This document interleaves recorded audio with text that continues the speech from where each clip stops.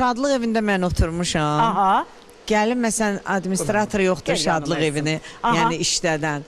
Oradan deyir ki, hansı müğənni yaxşı aparar toyu, neyniyər, necə eləyər. Mən oturmuşam da, elə mənə təriflə də. Kimlə şadlıq evində mən oturmuşam. Aha.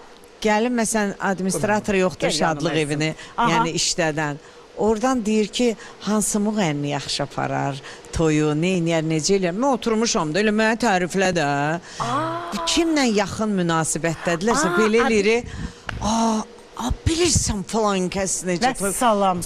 Özün bil, mənzurəni gətirmək istəyən, özün bilərsən. Yəni, mən cavabda deyiləm. Yəni, o da biraz dala çəkilir ki, Bu da doğrudan da birdən mən deyən olar falan kəsi gətirərəm. Deməli, şadlıq evlərinin administratorları birbaşa müdaxilə edir. Bəli, bəli. Özlərinin xüsusi adamları var, onları çağırırlar. O xüsusi adamlardan faiz mi alırlar? Nə alırlar? Faiz də alırlar, nə bilim, münasibətdə qururlar. Nə hər şey olur da həyatda.